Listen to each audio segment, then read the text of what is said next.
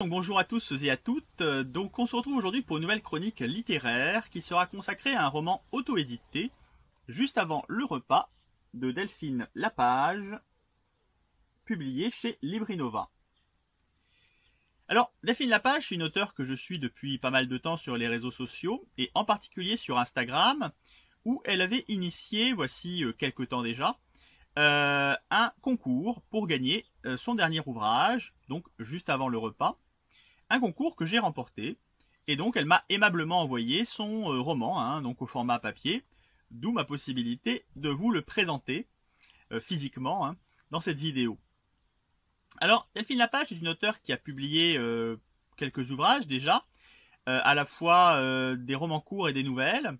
Il me semble qu'il n'y a pas de romans plus longs, c'est des romans courts, et Juste avant le repas est l'un de ces romans courts. Moi j'avais lu jusqu'à maintenant des nouvelles de sa part, et j'avais pas lu donc de romans courts.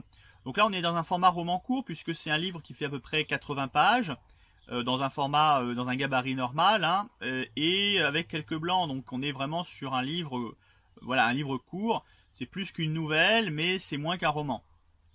Ça serait peut-être une nouvelle de Stephen King, vous voyez. Donc c'est un roman court, un roman qui s'inscrit assez bien en fait dans l'œuvre de Delphine Lapage et de ce que j'ai pu lire en fait de son œuvre jusqu'à maintenant. Des ouvrages réalistes, en tout cas à tendance réaliste, ancrés dans le quotidien des gens, un quotidien où transparaît souvent de façon un peu discrète et inattendue, au détour de descriptions parfois basiques, d'un quotidien basique, surgit le drame. Voilà, donc c'est des ouvrages qui sont ancrés dans le réalisme social, presque, je pourrais dire. En tout cas, ça raconte la vie des gens, des petites gens, du quotidien, et des drames qui peuvent parfois surgir comme ça, dans un quotidien a priori banal. Et Juste avant le repas ne fait pas exception. Donc on a, pour faire un résumé assez court, on a une famille avec un père, une mère, une fille. Donc une fille de 12 ans qui vit une vie de collégienne. Et puis a priori donc cette famille vit comme toutes les familles françaises et du monde, j'imagine, enfin en tout cas la plupart. Voilà, un trio qui va connaître un bouleversement puisque le père va partir, il me semble pour des raisons professionnelles. C'est pas hyper expliqué en fait dans l'ouvrage, mais pour des raisons professionnelles, va partir au Canada. Donc bien sûr, ça va créer des bouleversements dans ce trio, en sachant qu'il y a une proximité entre le père et sa fille. Il y a une proximité assez fusionnelle qui crée évidemment des bouleversements. Bien évidemment, je ne vais pas trop en dire parce que l'ouvrage va évoluer vers une fin à suspense, pour ainsi dire, inattendue, a priori inattendue. Voilà, cette fin, je vais pas évidemment la dévoiler, je vais pas non plus dévoiler ce qui va y conduire, mais pour faire simple, voilà à peu près les bases de cet ouvrage, de ce roman.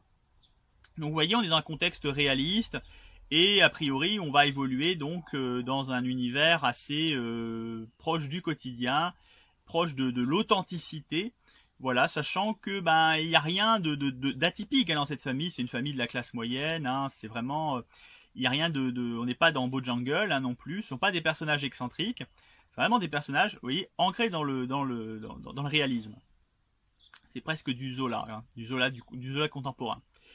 Donc un roman qui va néanmoins s'acheminer vers une fin surprenante, mais elle aussi qui traite quand même de sujets sociétaux assez brûlants, que je ne dévoilerai pas, mais il faudra le lire pour savoir. Donc voilà à peu près l'ouvrage, comment il se présente. Alors il y a des choses dans cet ouvrage qui m'ont plu, et des choses qui m'ont un peu moins convaincu. Je dis convaincu parce que c'est pas une question de plaisir ou pas. C'est plus une question effectivement d'adhésion à certains choix de l'auteur. Notamment dans la manière dont l'héroïne, puisque le roman est raconté à la première personne, à travers donc les yeux de l'enfant, une héroïne qui a 12 ans, qui est au collège, certes qui a plutôt de bons résultats, mais j'ai trouvé que la manière dont elle s'exprimait dans l'ouvrage était un peu, je trouve un peu décalée par rapport à son âge, par rapport à son vécu. Il y a des expressions assez étonnantes, des mots assez étonnants. Je pense par exemple à Aken, les Aken de Pissenlit. C'est un mot un peu étonnant, je trouve, venant d'une adolescente. Des adjectifs aussi, byroniques par exemple, pour désigner de l'œuvre de Byron, hein, le poète anglais. Voilà, des expressions un peu étranges qui m'ont paru décalées, des références aussi littéraires un peu décalées, John Keats notamment, le poète. Donc des choses qu'une adolescente, même douée, je dirais, à l'école, ne va pas forcément employer naturellement pour s'exprimer. Alors, évidemment, ces références à l'Angleterre, les références au monde anglo-saxon, qui sont nombreuses dans l'ouvrage, sont liées à l'auteur, hein, à Delphine Lapage, qui est professeur d'anglais également. C'est pas la première fois d'ailleurs que dans ses œuvres, il y a comme ça beaucoup de références à la culture anglaise. Donc l'ouvrage d'ailleurs est plein hein, de références comme ça à la culture anglaise, donc il ne faudra pas vous étonner à la lecture. Mais j'ai trouvé que c'était parfois un peu en décalage avec la manière dont une adolescente de 12 ans s'exprimerait. Même, encore une fois, une adolescente surdouée. Ça m'a un peu dérangé, et je dirais que c'est ce qui m'a parfois un peu fait sortir, ou tilter tout du moins, quand je suis tombé dessus dans ma lecture. Voilà. Après, pour le reste, l'ouvrage est relativement convaincant. On retrouve, enfin moi je retrouve en tout cas une plume efficace, fluide, qui a quand même cette capacité à saisir vraiment le quotidien, dans tous les petits détails parfois anodins, parfois ennuyeux. Mais ce qui aurait pu être vraiment ennuyeux si le livre avait été une tartine de 300 pages, bah, finalement passe très facilement, passe de manière très fluide dans un livre qui en fait 80 ou 90. L'auteur ne va pas se répéter, ne va pas insister, ne va pas décrire jusqu'à la poignée de porte, si une porte s'ouvre. Vous voyez, il y a des auteurs qui font ça, hein, quand ils font une description totalement ennuyeuse et plate, eh bien ils vont décrire jusqu'à la couleur de la poignée de porte, histoire de faire du remplissage. Là, on est dans quelque chose de très direct, de très fluide. Je trouve que c'est un peu un livre concept, d'une certaine manière, c'est-à-dire que tout le livre tourne autour de sa conclusion, autour de sa révélation finale, du suspense qui va éclater comme cela à la fin, et tout ce qu'il y a en amont finalement est là pour conduire vers ce suspense. Alors parfois on a des ouvrages qui sont comme ça, des ouvrages concept, mais qui vont s'étaler sur 300 ou 400 pages. C'est typique ça de la littérature d'ailleurs anglo-saxonne, où on a une super fin, mais où il faut se tartiner 300 ou 400 pages de trucs inutiles, de remplissage très souvent en amont. Bien là non, il y a certes une fin, mais l'ouvrage ne va pas en amont s'étaler outre mesure. On rentre dans le quotidien de cette famille, on suit cette famille, on a bien évidemment voilà, la fille qui va au collège. Il y a certes des petites choses qui finalement n'ont pas une empreinte directe sur l'intrigue. Je pense notamment à l'amie de l'héroïne qui s'appelle Virginie, qui est une amie, on va dire, avec une vie un peu chaotique. Bon, d'une certaine manière, elle est un peu en écho avec le personnage principal, hein, avec l'héroïne. Mais elle n'a pas une emprise directe, en fait, sur l'intrigue. Elle serait pas là, en soi, ça changerait pas fondamentalement le livre. Mais c'est pas abusif, quoi. C'est là vraiment pour, voilà, donner quand même un peu de matière, nourrir un peu l'ouvrage. Mais ça va pas devenir ennuyeux, lourd, et être une tartine de description d'un quotidien assez morne, au bout du compte. L'ouvrage, donc, est rapide, fluide et n'ennuie pas. Et puis il y a aussi quand même un propos intéressant. Moi j'ai trouvé que l'ouvrage abordait des questions fortes, alors pas uniquement à travers sa fin, qui peut-être n'est pas au bout du compte l'aspect le plus intéressant du livre. En amont, il y a toutes ces questions de la séparation d'avec un parent, pour des raisons X ou Y, hein. Mais de la séparation avec un parent qu'on va voir finalement 1 heure par semaine avec un Skype, hein, mais qu'on verra pas le reste du temps. Un parent auquel on peut être très attaché et à un âge où c'est pas forcément évident, en l'occurrence quand on a 12 ans. Voilà, ces questions-là sont tout à fait intéressantes et bien évidemment l'ouvrage aborde les questions du décrochage scolaire, des choses de ce genre.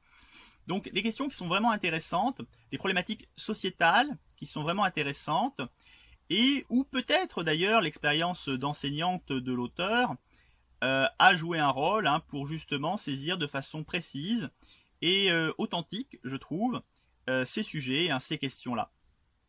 Voilà. Donc un livre avec des personnages quand même solides, avec un propos, avec un fond solide, et une bonne fin. Voilà, une fin en tout cas suspense. C'est toujours bien d'avoir une fin comme ça qui soit marquante. Le seul petit bémol, comme je le disais, c'est dans la manière dont la petite fille, on va dire petite fille parce qu'elle a 12 ans, s'exprime, qui pour moi a cassé un peu cette dynamique justement crédible, réaliste dans l'ouvrage. C'est dommage. Petit bémol aussi sur certains aspects de forme. Alors il n'y a pas de coquille, il y a 2-3 petits problèmes typographiques, mais c'est rien du tout. Par contre, il y a des extraits de journal qui sont intégrés dans l'ouvrage. J'ai trouvé qu'ils étaient intégrés de façon un peu mécanique. On a une page de narration classique, une page avec justement des extraits qui sont mis en italique. Certes, il y a une distinction visuelle, mais j'ai trouvé que l'intégration, l'imbrication quand même n'était pas parfaite. J'ai trouvé que c'était un peu mécanique. Voilà, une page l'un, une page l'autre. Pour moi, il manquait quelque chose. Voilà, ça arrive en plus dans la deuxième partie du livre. On n'en a pas du tout dans la première. Donc il y a ce côté, effectivement, là, pour moi, il y a eu un petit souci de forme. Mais bon, ça reste quand même très secondaire par rapport à la dimension, au plaisir de lecture qu'on peut avoir. Ça se lit très vite, comme je le disais, comme une longue nouvelle. Alors peut-être que certains auraient aimé avoir un peu plus de matière, que ça aille un peu plus loin, justement dans la description, dans le peut-être par exemple que le personnage de Virginie, qui n'a pas une énorme place dans l'intrigue du roman, puisse être plus développé. Peut-être que certains auraient pu aimer qu'il y ait aussi le regard de Virginie sur son propre vécu. Et d'une certaine manière, je me suis demandé à la fin de ma lecture s'il n'aurait pas été judicieux en fait de créer un diptyque, comme le livre est court, de créer un diptyque avec d'une part la vie de l'héroïne et d'autre part la vie de son ami, le vécu de son ami qui est différent. Elle a un vécu différent avec notamment un père alcoolique. Je dévoile pas grand chose, mais voilà, elle a un vécu différent, chaotique. Et je pense que ça aurait été bien peut-être de faire un diptyque avec ce double regard en écho. Et comme le livre est court, ça aurait pu être effectivement deux romans courts d'une certaine façon intégrés qui se seraient répondus. Maintenant, voilà, c'est des suggestions. Il y a eu les choix de l'auteur a fait des choix qui ont leur pertinence également. Donc, personnellement, c'est une lecture que je peux recommander. Voilà. Sincèrement, c'est propre. On retrouve quand même l'efficacité de Delphine Lapage. C'est de l'auto-édition de qualité, il faut le dire. Parfois, l'auto-édition n'est pas qualitative. Là, c'est de l'auto-édition de qualité, malgré les petits défauts que j'ai soulignés, mais c'est des défauts qu'on aurait pu retrouver dans un livre édité. Donc, un ouvrage que je peux recommander. Voilà, ça se lit vite. Il n'y a pas de problème majeur qui, pour moi, font que je ne pourrais pas le recommander. Après, il faut aimer ce genre de livre. Si vous êtes amateur de fantasy, si vous aimez voyager dans des mondes imaginaires, c'est clairement pas un roman pour vous, parce que là, on est vraiment dans le concret, vous voyez, ancré dans la réalité. Donc, il faut apprécier évidemment ce registre-là. Voilà. Typique d'ailleurs de ce qu'on appelle la littérature blanche. Donc, il faut vraiment aimer cela. Mais c'est une lecture que je peux recommander, bien sûr, à ceux qui apprécient.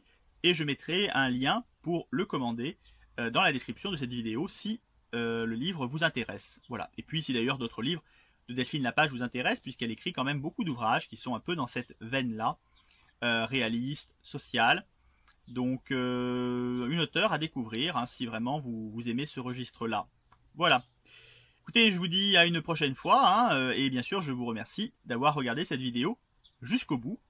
Et donc, pour la prochaine découverte littéraire, je n'ai pas encore de titre en tête. On verra de quoi il s'agira lorsqu'on y sera confronté. Voilà. À bientôt pour une prochaine chronique littéraire.